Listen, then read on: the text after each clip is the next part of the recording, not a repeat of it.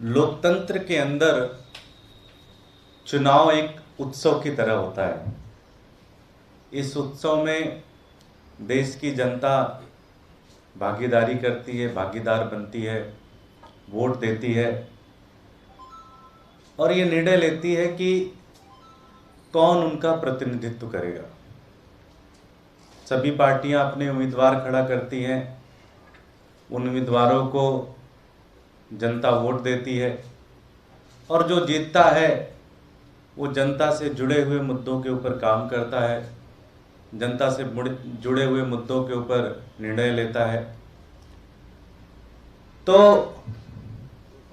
चूंकि एमसीडी के चुनाव घोषित हो चुके हैं, दिल्ली में एमसीडी के चुनाव बहुत दिनों से पेंडिंग थे, जिसकी घोषणा कल हुई है। 250 वार्ड हैं पूरी दिल्ली के अंदर। तो हमारा एक प्रपोजल है। प्रपोजल ये है कि दिल्ली के जो एलजी साहब हैं उनको भी किसी एक वार्ड से चुनाव लड़ना चाहिए। अगर वो चुनाव जीत गए तो हम उनको मान लेंगे। अगर वो चुनाव नहीं जीतते तो इसका एक मतलब यह है कि एक ऐसे व्यक्ति को गुंडागर्दी और दादागिरी करने के लिए बाहर से लाकर दिल्ली वालों के सर पे बिठा दिया गया है। तो अगर वो हार जाते हैं चुनाव वार्ड का तो उनको इस्तीफा दे देना चाहिए। नैतिक रूप से अगर कोई भी व्यक्ति अगर वार्ड का चुनाव नहीं जीत सकता तो उसको अपने पद पे बने रहने का कोई अधिकार नहीं है।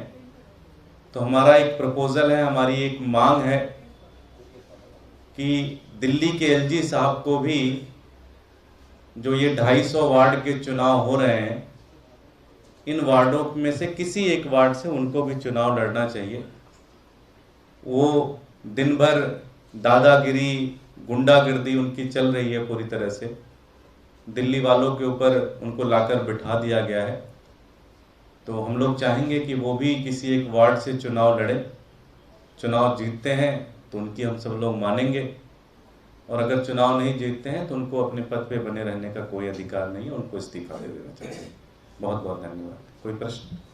प्रस्ताव के बारे में जो एक संवैधानिक पद है और वहाँ पे बैठे लोग चुनाव तो लड़ते नहीं, इस्तीफा दे के लड़ दें, उसमें क्या है, लड़ सकते। आप लोग क्यों ऐसा चाहते हैं चुनाव में? वो दिल्ली से जुड़े हुए सारे मुद्दों के ऊपर फैसला ले रहे हैं, दिन भर दादागिरी और गुंडागर्दी कर रहे हैं, तो निश्चित रूप से उनको दिल्ली की जनता के द्वारा चुना होना चाहिए। भारत एक लोकतांत्रिक देश है, संविधान से चलता है।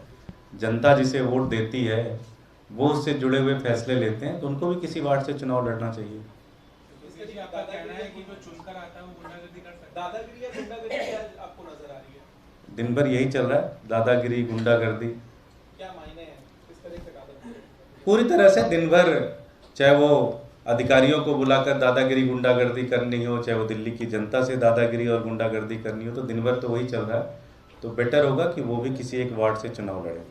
आपने ये कहा कि लोकतंत्र में जनता द्वारा चुने हुए लोग फैसले लेते हैं, सिर्फ इस आधार पर आप चाहते हैं कि उनको भी चुनाव लड़ना चाहिए।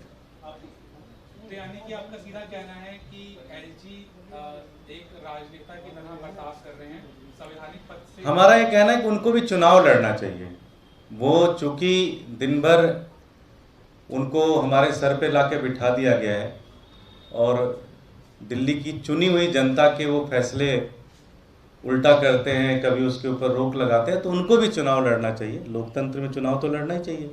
अगर उनका मन है इतना ज़्यादा दिल्ली वालों के लिए फैसले लेने का, तो उनको भी चुनाव लड़ना चाहिए। बहुत बहुत धन्यवाद। एक और मुद्दा है, अभी दिल्ली में कई जगह कुछ पोस्टर लगाए गए हैं जो बीजेपी के नेता तेजिंदर पाल बग्गा उनकी तरफ से, उसमें अरविंद केजरीवाल को हिटलर के तौर पर दिखाया गया है। किसने लगाए? तेजिंदर पाल बग्गा जो बीजेपी के नेता है। अच्छा, डब्बा जी ने। बग्गा मतलब उसमें है कि हिटलर पहला आदमी था जिसने गैस चेंबर बनाया। अरविंद केजरीवाल उनको मोदी जी के बारे में ऐसी बातें नहीं कहनी चाहिए। इस तरह के पोस्टर, मैं बग्गा जी से मेरे बहुत ज़्यादा डिफरेंसेस हैं, लेकिन उनको इस तरह से मोदी जी के बारे में नहीं कहना चाहिए।